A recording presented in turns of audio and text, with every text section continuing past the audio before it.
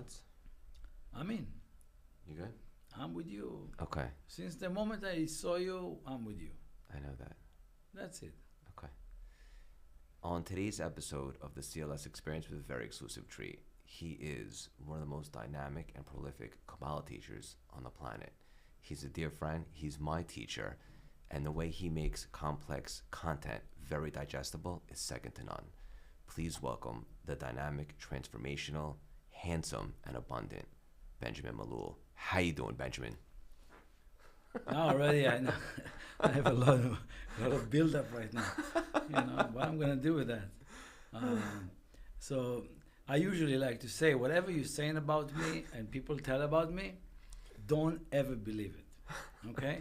Because it's important for us to really check for ourselves. I prefer that, because this world is built on a lot of hype and a lot of, Yeah. So I wanted to be real, but I'm good, pretty busy, but I'm so happy to finally have the chance to have a conversation with you. Yes. This is a big honor for me, and I couldn't be more excited for our audience and our community. You played such a big role in my life in such a short amount of time. Only known you for a little less than 2 years. You married Alessi and I. But just the wisdom, the selflessness, and all the nuggets, and every time we spend together, I can't get enough of it. So I want to take a second and acknowledge you and thank you. And I'm just so pumped for today's conversation. Me too. I appreciate the invitation as well. Yes. So we're not going to do an introduction to Kabbalah.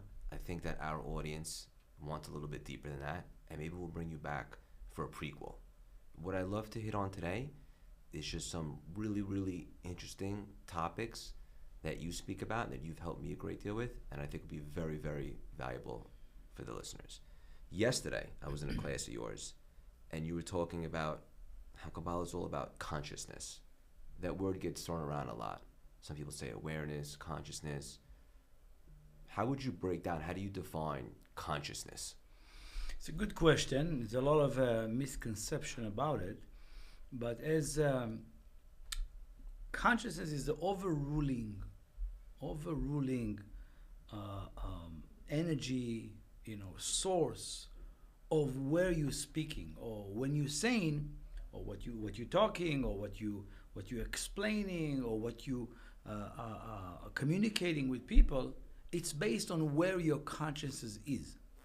Okay, so many people try to control what they say, what comes out of their mouth. And we know that if you're taking care of your consciousness, what comes out of your mouth is like, for example, today. Now you call me, let's talk. I ask you, what are we talking about? I said, like, I'm not telling you, right? So I have to rely on where is my consciousness, right? So I'm not calculating. I don't know what I'm going to say, right? But that is the idea. So first is that arch, that protection shield of where your consciousness is. That's where your life or situation will be, more leaning towards. Second thing is, consciousness is a thought that influence all area of your life. It's not that I have consciousness in business and in relationship I'm not so aware or conscious. So that's not consciousness. Consciousness is something that you achieved a level that you see life through that. You see relationship through that. You see your business, you see your client, you see your friend, you see your family, you see every interaction with the most insignificant, thing in your life to the most important thing in your life. You see it through that. And that is when you achieve a full extent consciousness. Beautiful. Almost like it's your compass on the way that you show up and behave and act and the things that you call into your life. So I imagine everybody's thinking right now, well, what if you wanted to improve? How can you begin to shift your consciousness? That's a beautiful question. I think that's why you're doing what you're doing, because you have that awareness of, okay, I see one level, what's the next level? That's what people looking at, And what I was equipped with is with a great teacher in my life. And the way my teacher taught me is digest explore every part of the wisdom. Now again, depend what wisdom we reading, studying, listening to. Specifically for me, it's the wisdom of Kabbalah. It's the fundamental truth of this world. So I know we're not going to speak about the intro of what Kabbalah is, and if everybody, all the audience, of course, can reach out and check. But it's really when you tap into a wisdom greater than you, dissect it, dive deep into it, that become part of your consciousness. Second thing is experience.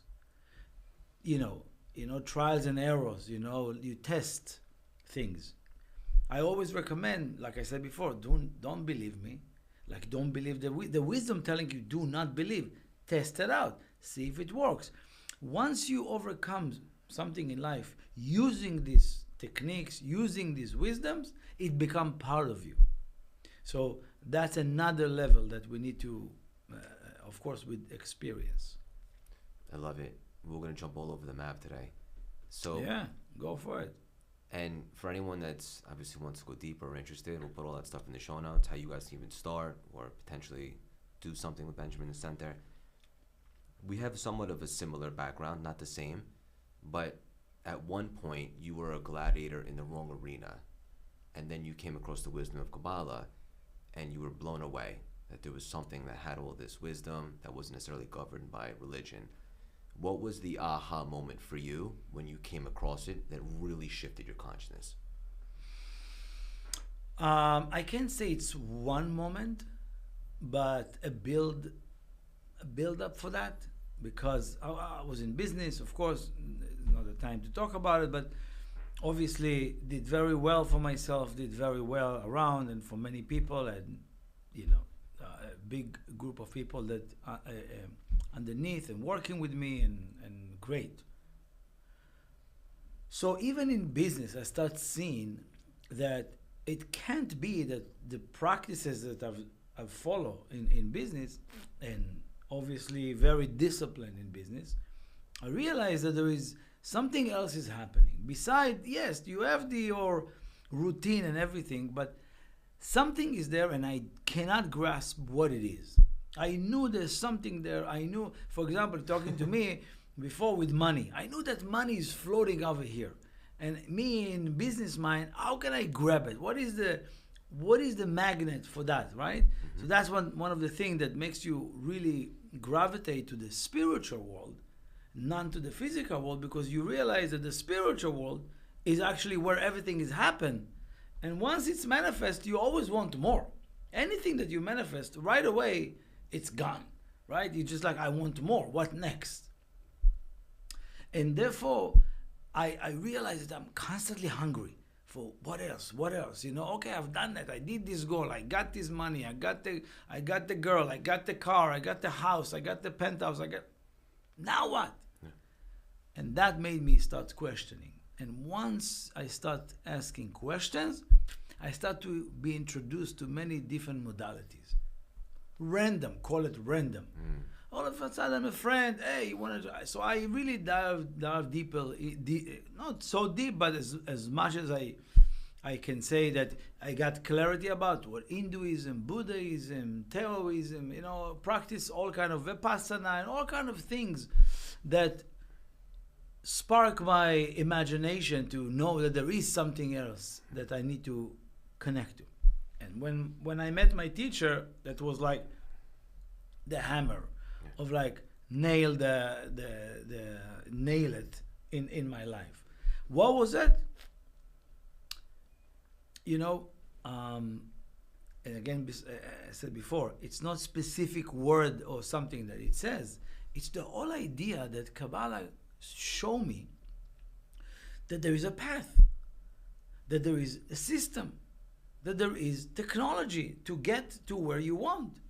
It was hidden for thousands and thousands. It's still hidden for a lot of people today. Today, still people don't even know what it is and how to use it. So that sparks my desire in a greater way, because Up until now, we used to do like over here, you random thing. You know, they tell you smile, they tell you be quiet, don't talk. They tell you this, all kind of practices, and it was good. It felt great. But when I came to met with my teacher, I saw the path, I saw the system, I saw there are steps, I saw you can grow, and it's right out of the alley because my parents obviously born Moroccan, and if you know that most of the wisdom of Kabbalah revealed around Spain, and Morocco, right? That's where it was hidden and then revealed over there. And so my family always was around the Zohar, or all different Kabbalists that used to be in Morocco. So it's the discussion I always heard around. I'm not coming from a religious background, but very much, traditional. So that was, I was hearing it, Zohar, Kabbalah, but nobody would study that. It was just like, so therefore that was like when I saw it, I said, oh, that's exactly what, so I felt it like meant to be. Yes. I love it. You mentioned that on your journey when you were having success, and I put in quotations depending upon what someone's definition might be, in the 1% world, money, things, penthouses, temporary moments of joy, and you desired something more fulfilling, more lasting. What does fulfillment mean? Everybody's yearning for that. They become dissatisfied when they realize the things don't create that. What is fulfillment? So it's a good question, and as I said before, if before for me was like getting the new car as fulfillment, after 2 weeks in the car, it Right. stinks again. Yeah. And so you don't get excited. You get a new apartment on the beach, Yeah, but after a while, the view become already like part of the scene that you don't even really get excited about. Temporary. So I saw that many times. I'm empty. Okay, let's go on vacation. Every 3 months, you're gonna go for 1 week of vacation. I did it for maybe I don't even know how long. Okay, coming back again, go to work, get the money, go buy stuff. That's what we call in Kabbalah temporary fulfillment, which I didn't know what I'm doing, but I always like connected to a temporary fulfillment. But once I realized there is a way to connect to it, which is almost like fulfillment is obviously, like you said, is individual. For one, is fulfillment mean, somebody says great things about them. I feel fulfilled, right? Somebody says, something bad about them. I feel empty, right? In the same way, when I let fulfillment come from the outside, it's always going to be temporary because it's dependent on who is the next that will give me that fulfillment, that will approve that fulfillment for me. So for me, and based on the wisdom of Kabbalah, fulfillment is only when it's ignite from inside. Only from inside. If it comes from the outside, even the wisdom that I get so much fulfillment from the wisdom, but I know it's not real until it becomes part of me, until I'm utilizing it, until I live by this wisdom. Then I see the wisdom from inside out. Okay? So the two things. One, if your fulfillment comes from the outside, it's always going to be temporary, and you're going to be dependent on the mercy of people and the mercy of this world to give you a little bit, a ray of light, or a little bit a breakthrough, if the universe will give me. We're not working like that. You can gain fulfillment when it comes from within you, and it's lasting, and it doesn't have side effects. Because the only one responsible for that is you. And therefore, your fulfillment is not based on anybody. That's a nugget. I mean, we could drop the mic right there, but we're just getting warmed up. No side effects. Yeah. Not temporary, not fleeting. Yeah. Lasting. It's like when people like to get high and then buy. Samples. Yeah. High and buy. That's what's happening. I got the girl. I don't have the girl. Yeah. I got the money. I don't have the money. It's always about this and that. It's like, and that's not constant. Yeah. One of the ways, if not the biggest, to create that feeling in Kabbalah is to create a deeper connection with, we would say, Creator. Is that right? Yeah. I don't hear any question, but I'm hearing a statement. Yes. Okay. So before you dropping a creator name, right? I just want to make sure that the audience really understand that we are not controlling the narrative of how they see their creator. Right? The Kabbalah is very, very meticulous about it, because once you put the word God, now you become like an authority of God. Right. Okay? So, and people speak this way, and the Kabbalah is very, very aware and very careful, very gentle about it, because we have no touch or connection or understanding what is that. Okay? Nobody have. Therefore, it's better not to speak about something you don't know or will never achieve, right?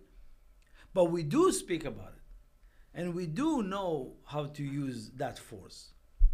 So the Kabbalah is always mentioning, when you're speaking about the Creator, God, light, energy, universe, whatever people like to call it, universal thinking, source they call it, force they call it, absolutely, it's all the same thing.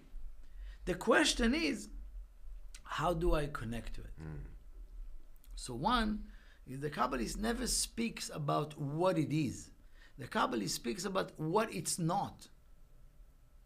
Do you understand? The difference is, you cannot talk about something that you never achieved or can never achieve. Like, for example, I cannot talk about marathon. I can say, I can pretend to be like this marathon, whatever, wizard. Right? You can talk about mountains, but different. I can talk about, not even that, by the way.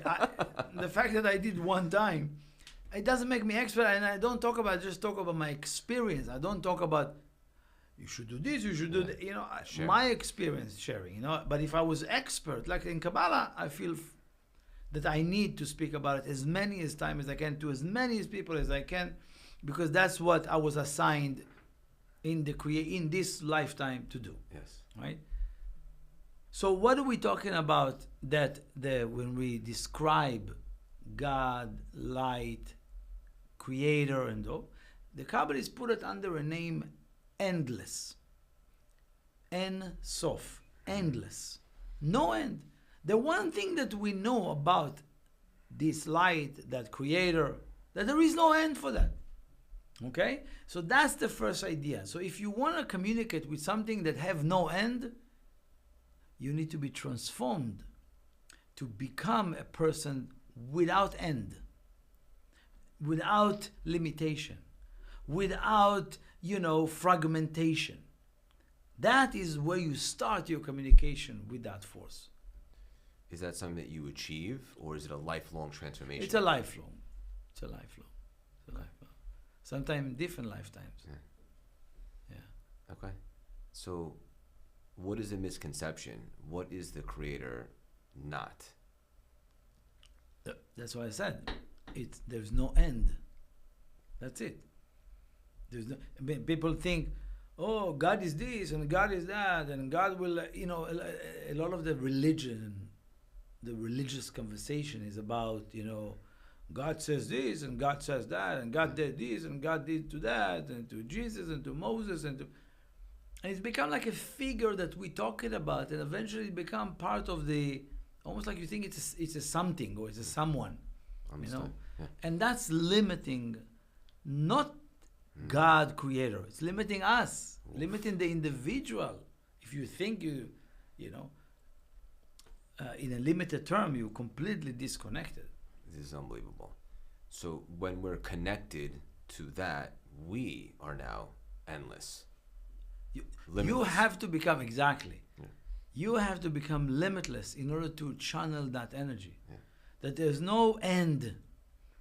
Like many of us doing things in a very temporary way.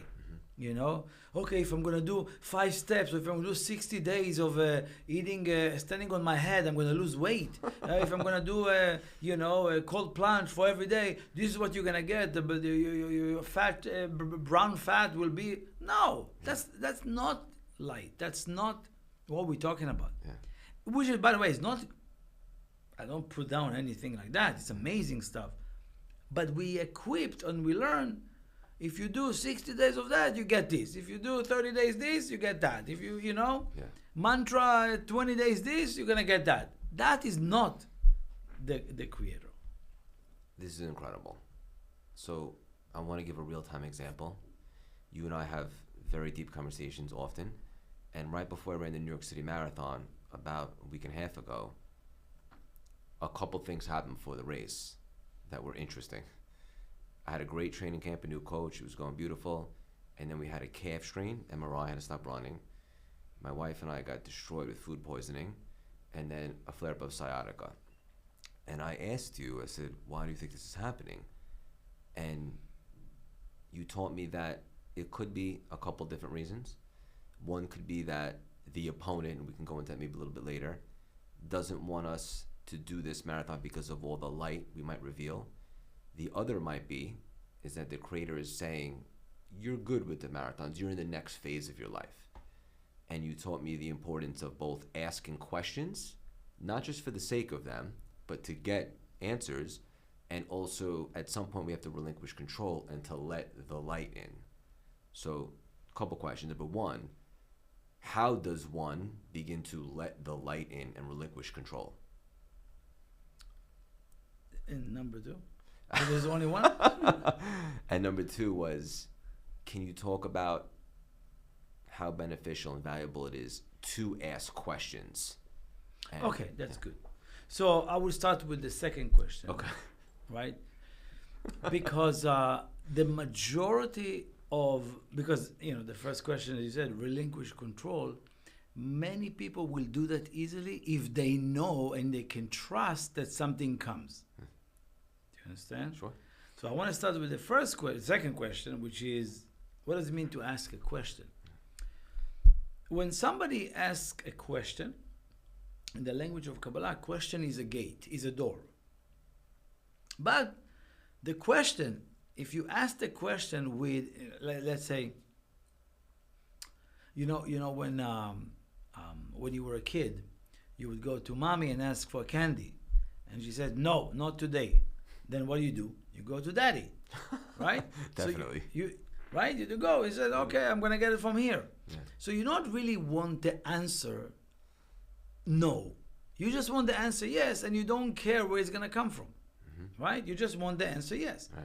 Many times people come to me, and you see that, like, say, for example, they are, making the wrong choice, but they ask you, almost like in a way of like, I have to agree with them that this is the right choice, right? This is the right choice to do, right? So if a person come to you in a way of like, I know already what the answer they're looking for, forget about the universe, read you million miles away.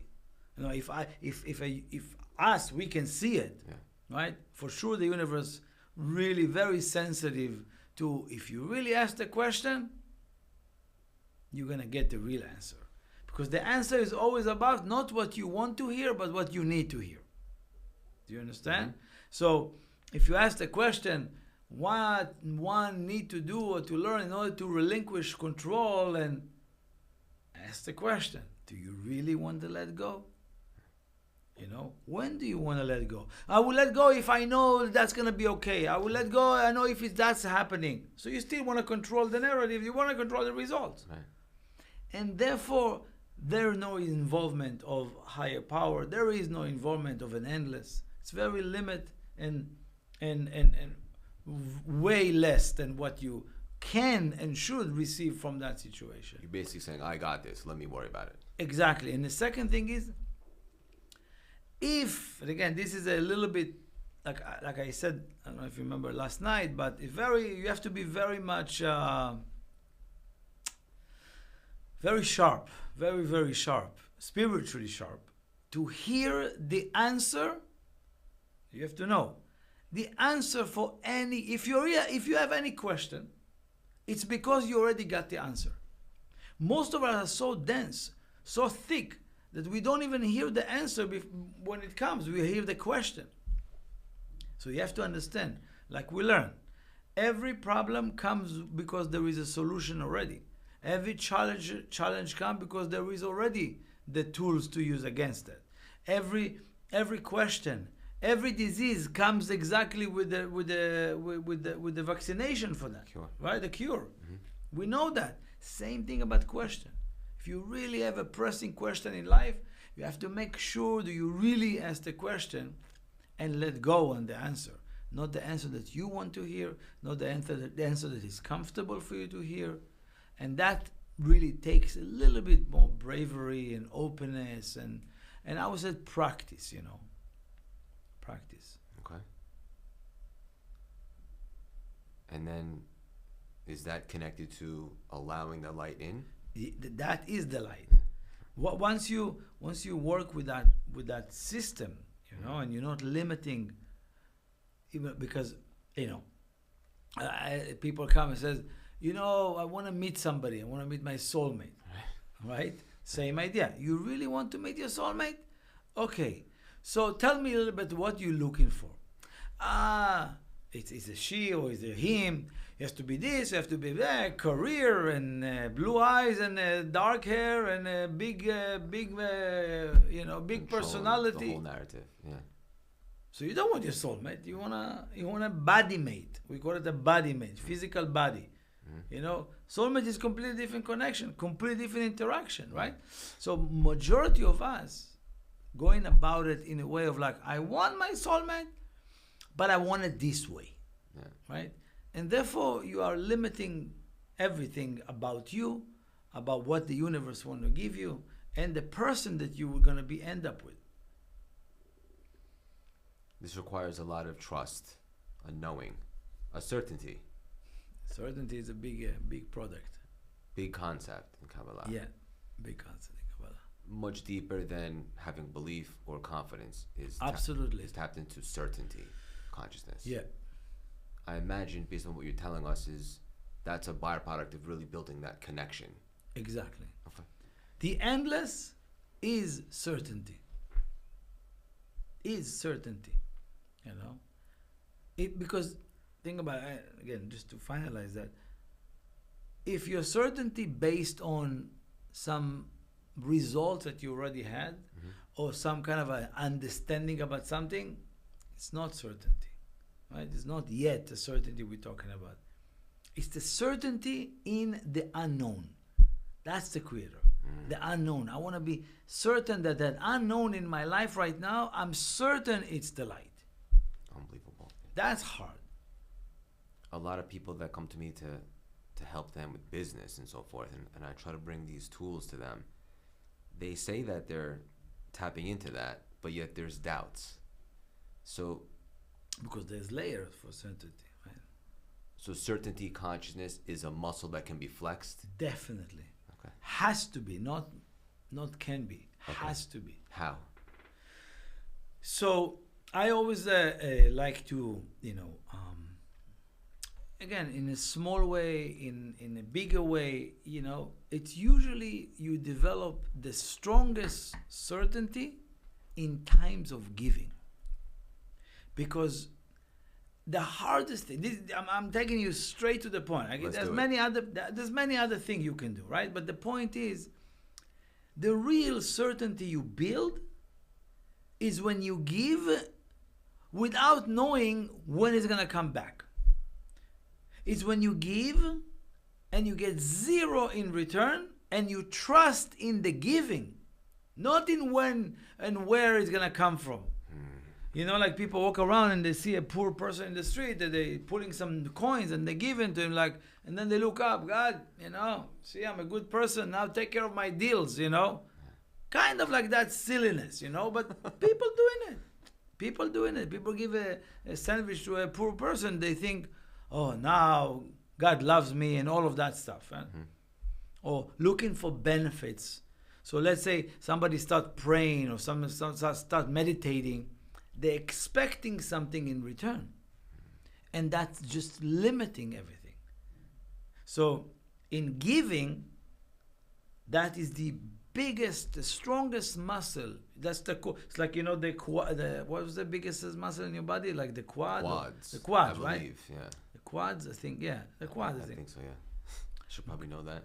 Yeah, you should know the glutes, whatever. My wife would definitely know that. Glutes or quads. Glutes the or thighs, yeah. Thighs, whatever. You have like a big muscle that Yes. everything is stand on it. Everything is, he gets the whole body together. Yes. That is when you give without any condition, without a hook.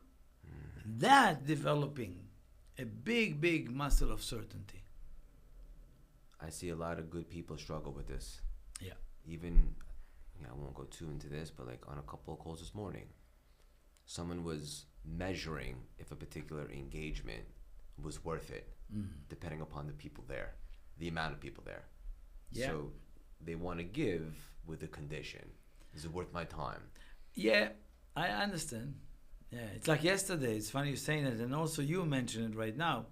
So, no, not just about that. You spoke this way, and I want to enlighten it in a way, because so yesterday we're sitting, the mentors, like we have a big crowd of people, right? So we have few facilitators to, you know, help accommodate people, right? Mentors or facilitators. So one of the mentors was like, so how many people are we expecting tonight? And I said, why to put a number? Because once you put a number, it's no longer people. It's no longer souls. It's a number. Did we achieve our numbers? Yeah, you should be there in a way of like when you talking to accounting, I spend $1,000, how many clients I brought. Yeah, I get it. Yeah. But when you're taking care of people, when you're building something so important, let's say for example, yesterday we opened a big class yesterday. But I had no idea how many people coming. I didn't care, and I never care how many people coming, right? The amount of people is only for the sake of let people feel wow, or they get, you know, awe-inspiring of like wow, it's because the size or because of the amount, you know. A lot of us are moving and drive because everybody's doing it, but we forget people. So, and then you tell me how many people will be in the class, you know. For me, you and I, that's the entire world is here. The entire world is here right now. So it's important to not focus on the numbers, right? And then focus on the numbers. Do you understand? You have to be in two places at the same time. So a lot of people are just getting stuck to that number. If I do this, what I'm going to get? If I do this, how it's going to, you know, is it worth my time and all of that? You cannot stay in that place. You have to, wait a second, there is that measurement, right? We spend such and such dollars. There was such and such hits on the website. Such and such people came and such people registered. Yes, but don't ever forget, it's nothing to do with the numbers. It's all the numbers is illusion. It's really how much you care for every soul that comes your way. And that's what I wish your audience, your people will stop looking at the number or the dollar sign and see a soul in front of them. It's a real, you know, if I have worked with coaches and have a couple of them, few of them throughout the years, come in and out, but and many therapists that I'm working with, you know, and this is the conversation. Don't forget you have a soul in front of you, not a number, not a $60 an hour or $200 an hour in front of you. Okay, they're very important. This is so profound, and for someone that's listening right now, imagine some of you guys like, well, what does it have to do with business? It's all connected. And I would just say this from my experience, when you operate from that consciousness, just how can I help this person? This person's in front of me for a reason. That will open the doors for blessings, miracles, money, and all that stuff. But that would be the byproduct. even more than you thought. By the way, just want you to know that business is very spiritual. Yeah. I work with a lot of business people, and I just, every situation that they're dealing with clients, with us, we're talking about many You help me different bring things. Kabbalah into the business. No, of Yeah. course, no, with you and many others, but sometimes it's larger organization. Yeah. Sometimes it's very, people that you don't even know that they've been helped with Kabbalah and what they're doing, but you're just not saying it. It's not about publicity. It's about, bringing what we call the business into light, which means that it's not just about, a lot of people looking at business as like a dark or like man or dirty or like, it's just business in your eye, like kind of like dismissive. The first deal in the Torah, in the Bible, it's actually next week's portion. It's the first deal, right? Of Abraham buying the cave, right? He made a deal. That was the first deal ever mentioned in the world, right? So in the Torah and then many other deals, right? Teaching us how to deal in business, but with light, with humanity, with human dignity, with being honest, being decent. Everybody knows those rules. But now you have a set of tools that tells you why you should play by these rules and why you should accelerate more of being a complete clarity about business. Complete clarity about business. Can I share with you an example? Please. Oh, because you're not prepared with questions? No. I have another 100. Yeah, I'm just kidding. So, again, makes no difference. I'm not mentioning name. I don't know if they listen or not, but I'm sure they're happy that I will share this example. So 6 months ago, I want to say a little bit more, maybe 6-7 months ago. Someone who studied the level one Kabbalah come to ask me, hey, can I have a dinner with you? Right? Can I have a meeting with you? I said, sure, let's go before the class. Let's hang out. We had a quick bite in next door. And he tells me, listen, I love Kabbalah, I love this, I love that, but I'm in a tough situation right now. So what happened? The investment banker, and he comes and says, my biggest client, the big chunk of my portfolio, they just gave me a notice that they're leaving. So I'm in shock. I don't know what to do. It's major. Like, they were like the number one. Everybody was like accepting me because this client, and all kind of, when you have a big client, in investment bank, I've been there. Yeah, you've been there. Yeah. So he looked at me, what should I do? I says, what do you mean, what you should do? He says, so you think I should like tell them maybe to keep a little bit with me so I can still manage it, and the rest I want to give to this guy, or maybe I should bring another join teammate with me to work with me. Maybe I should offer that, or maybe I should ask him for another 2 months to stay, and then I can get another client in. But I says, what? Why are you going to this direction? What I want you to do right now is to call the guy. He says, let me know what is the most easiest transition for you to leave the firm. Look at me like that. What's the? Ask them. Do you want to leave today? Can I help you? Can I give you any numbers? Can I give you any support? Can I talk to the one you want to move to? Can I help you transition into the other one? What else can I do for you? It was like in shock. It's like, so I says, you have to understand, the universe consciousness is to give us way more than what we can imagine. So now, you've been handled in such care because you're increasing your consciousness, because you're working on yourself right now in the last few months. And now you come to me with this situation, thinking to manipulate that person to stay with you and to find another way? No. Send him away. Because there's two things. One, You have to take responsibility. Did you take care of that client? Did you find all possible solution? Did you think forward for him? Did you make money for him? Did you take care of his family? Did you take care of, you brought another teammate to help you with that?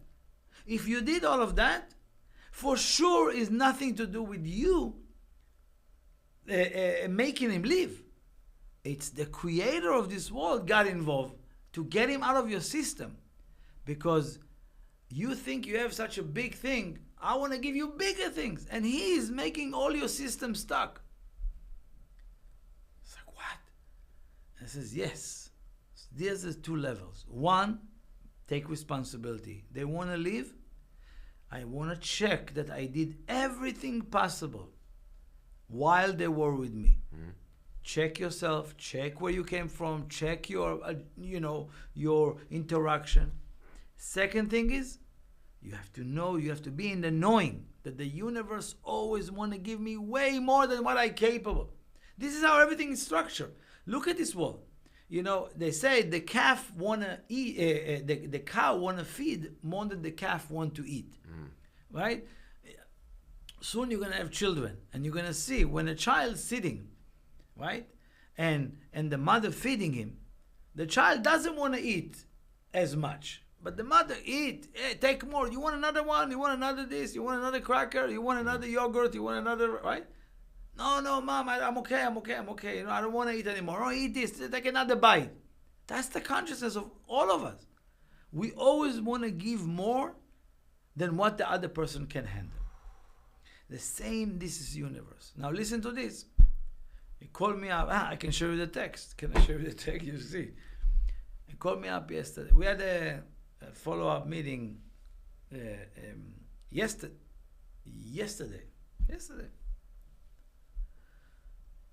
We're sitting down. He says, you know what? Something happened. Someone called me up. I don't know how it happened. And they want to give me a big, big business. And he was like, you remember that? You remember what you told me to do? I did exactly what you told me to do. And I didn't have any client for the next few months. Yeah. And I really stayed with you and what you told me to stay conscious and aware and, know that it's coming, know that you work on, and again, many, many things. And boom, showed up in my life. Someone want to give me a lot of money. I look at him and says, did he give you the money? He says, not yet. So stop celebrating before the money in the bank. Another lesson. Huh? Another lesson. The best lesson. Yeah. Most of us, it comes already. And we're celebrating before the check is in my hand, before I cash the check. Yeah. People, before they're spending their salary before it comes. Yeah. That's so bad. That's so wrong. Mm-hmm. You can't give what you don't have. You don't celebrate before it's closed. Yeah. A lot of us, like just from a hinted thing or just a rumor that we heard, we're already celebrating. And therefore, what happened? Is the best thing when you need to go on vacation, right? Think about it. How many times you think, I can't wait to be on a vacation. I can't wait to be on a vacation. I can't wait to be there already. I see myself there already, right? I can't wait to be there. And you tell people, oh, we're going next week for the vacation. We're going to the. You go to the vacation is empty. Mm-hmm. Why? Because you took already all the joy prior to that. Mm-hmm. So then you're going to have major rain over there, weather situation, mosquitoes, the room won't going to be organized, something will happen with the flowers, something will happen with the chocolate, right? Mm-hmm. Doesn't matter what. Yeah. Why? Because you took already the energy before. Mm-hmm. Same thing from a deal. You in a process of closing a client or closing a deal, can I be brutal in a way? Please. Just shut up. Shut your mouth. For your own sake, for the deal to grow. It's like I can say that, nobody calls their friends and says, I just slept with my wife and hopefully she got pregnant. Yeah. I mean, who is in the right mind will say something like that? But we're talking like that about the deal, about something that not even just why are you bragging on that? You took away from that. I want to just add something and go even deeper from a lesson you taught me, because this happened to me somewhat recently. And you. Oh, yeah, I forgot. And you said, right. You said, did you tell anyone? I said, no, I didn't slap 5% anyone. You're like, yeah, but you told the opponent. We would say Satan, but different conversation. Yeah. And you gave him some energy. You were already talking about it in your head. Yeah. You can't even do that. So it's not enough to just shut your mouth. Completely remove that from your system.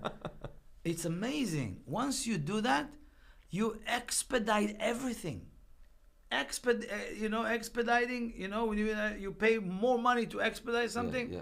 Here you don't. You just need to close your mouth, shut down the joy from that already. Wow, I can't enjoy. I'm already closing it. It's already done. I'm buying a house. Yeah, you sitting in the house? No. Did you got the permits? No. And I have many people. They close on a house. They come celebrating. I said, did you get into the house? He says, no. What's the whole celebration? Did you have the house? End up being now 6 months cannot enter to the house because they find mold, all kind of stories. People don't know that they're doing it, and then they blaming some God who's trying to. I guess I'm being punished, or I guess somebody have an evil eye on me, Right. or a spell, or voodoo. All kind of reasons that is not. You are your own curse. You are your own blessings. There is no God who punish and reward, or sitting around and if I'm going to be good, so Jesus is going to like me. If I'm going to be good, so Moses is going to be coming to visit. No, it doesn't work like that. It's a system. It's like electricity.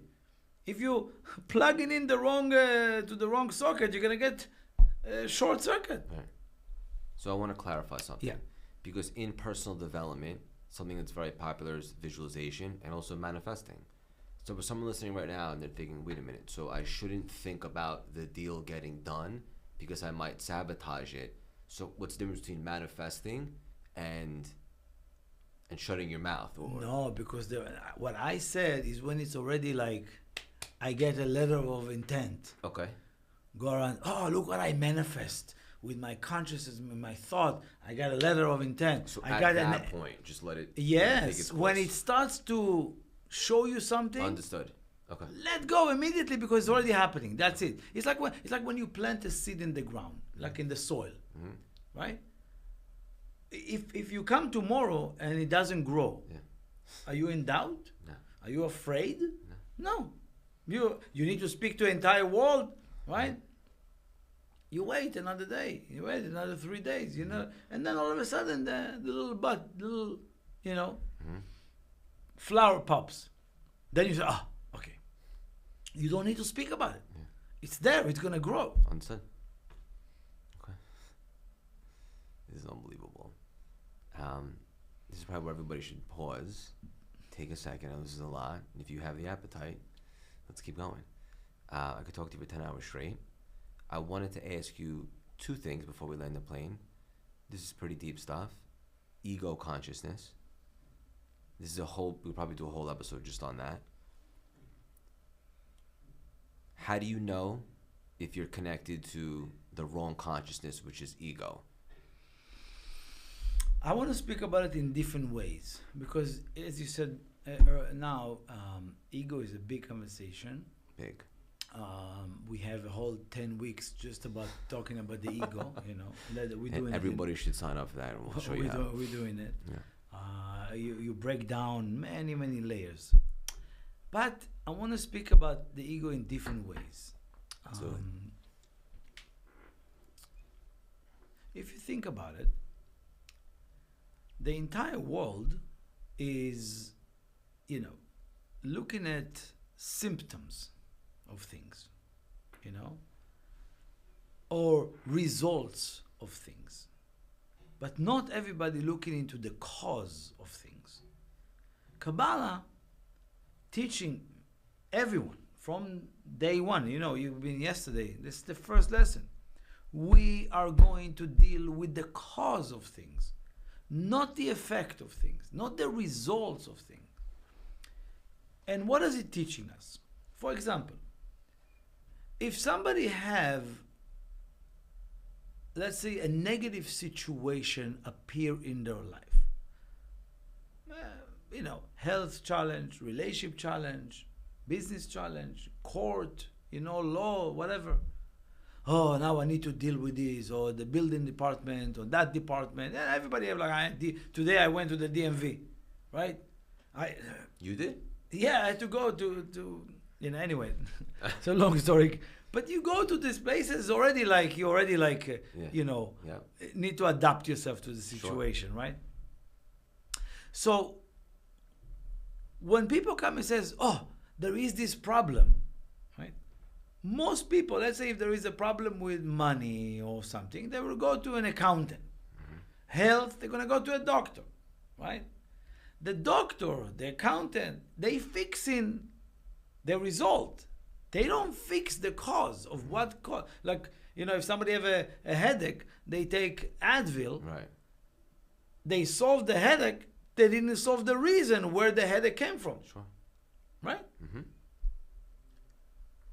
Same thing, even looking at, I was, when you drive your car. Mm-hmm.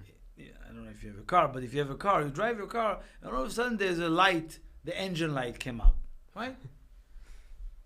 It's the problem, it's the engine light, or the problem appears somewhere else.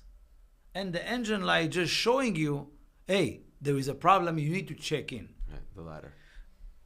What? I'm saying the latter. That's what you said. It's something else is happening, and that's just showing you. Yeah. So the fact that there is like a red light comes on the dashboard on your car, yeah. That's not where you can take the light bulb and switch it to green light and say, oh, now it's not red. Right. You didn't fix the problem. There's an oil leak, there's something, it's in the complete different place in the car. Mm-hmm. Same thing in the human being. When human beings have difficulty, like say a health issue, the knee, the back, the nose, the eyes, the calf, each one of those quote unquote items represent a spiritual limitation, a spiritual entanglement, a spiritual knot that need to be released. It's not in the physical. Like, even think about it. They tell you. Let's say if there is someone have a pain in the foot. Is the pain in the foot, or the foot is just that red light on the dashboard on the car, and the problem is somewhere else? Mm-hmm. That's what people don't know. They go and they fix the foot. They go and they fix the finger. They go and they fix the stomach. But it's not the stomach. It's how angry they are in life, how frustrated they are in life, how much they carry weight of nonsense in their life. That's where the problem is. The effect just show like the light on the dashboard in the car. You have to think like that. That's the ego. Main work is to make us busy with fixing those lights, and not the problem where those lights beaming showing us. So when somebody have difficulty in business, I would ask, what's the difficulty? What's that client represent? What is that employee represent, right? And what does it trigger you? What it is? What's the connection? I have a problem. Should I fire him or not? No. Before you fire him, let's see where the problem came from. What is the message? What is the direction that the universe takes us, right? So this is what the ego does. The ego makes you, this guy is my problem. This woman is my problem. My dad is my problem. My sister is the problem. That's how we're looking at that. But we don't know that they are just obviously a signal, right? The light that is flickering to show you, hey, there's a problem spiritually. They just represent this type of call it warning, call it test, call it improvement that needs to happen. Mm-hmm. So mainly the ego will always pushes you to blame everything that is external to you. Or ego can put you in a way, you see, you're dumb, you're stupid, you're not good, you're a loser, to put you down. Yeah. So he can build you up back again. It's a whole control mechanism that, you're right, we should do separate something about the ego, but definitely from today, for those of you who listen, even if it's just one person, I would be so appreciative. One person that everything that appears in their life, they need to investigate where is, not the problem, but where is my opportunity to transform. Do you understand? Yes. So you know that your physical body is just a manifestation of your soul, not the other way around. So if you want to solve something in your physical body, solve something in your soul, and your body will be fixed by itself. Like what I always give the example is the chiropractor. What is chiropractor? Chiropractor never fix you. If they think they fix you, they are not in the wrong business. They just putting the bones align. Right. That's what chiropractic is about. At least from my understanding and my extensive, not that extensive research. But in very simple terms of doing it so many years, I know that what it does is putting the bones align and the body fix itself. We need to be in the right consciousness and everything else will be fix itself. Right? We think we need to fix everything. We need to be on top of everything. So, again, every time something appears in your life, remember, it's not the cause, it's the effect. You have to go to the cause. What's the reason? It's like my teacher always speaks about, when people have cancer, they go to the doctor did the surgery, remove the cancer. They says, that's it, no more cancer. No, we remove 99.99% of that. Why didn't you remove everything? Everyone will tell you this. 100% gone, there's no more. No, there's always a chance of 0.1 whatever. Why? It's that cause. It's that cause reality. That what caused that cancer, what caused that, and it's not inheritance, they say. Yeah. So the body is a vessel for the soul. Exactly. The soul is a vessel for the light. I like to call it, you are a soul trapped in physical body. So every time anyone listening to this starts to face obstacles, challenges, what an unbelievable opportunity to correct or transform what that might be. And every time we're able to do that, we reveal a little bit more light. Of course, and you grow. Yeah. And that people don't know that sometimes when God forbid, or whatever the problem starts, who knows where it's going to end? And who knows if you solve it now, it's not going to come back tomorrow. Right? So we want a win-win situation. That if I finish something, it's gone from my system. I think a good place to end is, last night you said, and you kind of talked about it today, the world wants to give us so much more, but we don't have the capacity to receive it. I imagine one of the ways to expand our capacity, or our vessels, we might say, is to constantly correct and transform these negative tendencies that we have, or these problems. So I would put it absolutely, and just to finalize that, one need to know that there is two versions of him. Each one of us, if you want to look at it in visualize way. So there is the you in this world, and there is a perfected you above it. And that perfected you always send messages to the incorrected you, the one that is still halfway. Right? So he sent messages, like almost like, to be aligned with your perfected self, right? So yes, growth, transformation, all of that is true. But the one thing that one can even take practically from today, every time you are doing something that you uncomfortable with, okay, it's a code. Uncomfortable is a code that represent you step outside of the you that you know, that you're familiar with, that you're equipped with, and now you interact with the perfected you. To however long you are uncomfortable. If it's for a minute, you had a minute interaction with your perfected self to give you insight or expansion so you can receive more. You had the 2 hours uncomfortable. You had a major moment that you did a breakthrough through uncomfortable sharing or uncomfortable, let's say even you to speak in front of audience, right? Or even you to do something that is uncomfortable for you, like many of the things that you do, you're Cold not plunge. always comfortable. Yeah. Oh, the cold plunge, right? Yeah, How was it, by the way? It's nice. Yes. There's a lot of room for improvement. You know, but by the way, it's such a, on the side, you know, it's really uncomfortable, right? Right. But for me, I do it because it's really uncomfortable. We're over time, so if you guys could wrap it up the next minute. Okay. Yeah, of course.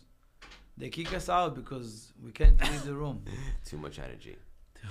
So the last thing is, if you want to introduce yourself to your higher self, get as many as time outside of yourself, for others, for service, for being uncomfortable. Yeah. It's interaction with a much expanded, much larger vessel for you. Love it. This is unbelievable. This is gonna be chapter 1. A lot more to dive into. What's the best place for our audience, our community to maybe support, get involved, see what you're up to? I recommend whatever you heard. If there is one thing that you heard that touches deeper, Yeah. go with that. Nothing, that's fine. Yeah. But this is how you can support me by doing the work out there. You know, you transform. You know, the entire world can transform. I couldn't love you more. Thank you for all that you do. Of course, you can. I'm going to expand my capacity to love you more. Yes. Thank you so much for stopping by today and dropping these priceless, juicy nuggets. Thank you for hosting me, and continue the best work that you can possibly do right now. And please, whoever is listening and is part of his community, hold tight and hold strong on him, because it's a very important source for you. So use it correctly and expand and introduce many more people to this type of, I like to call it revolution, of consciousness. Beautiful. Love you. Thank you. Love you too. Thank you.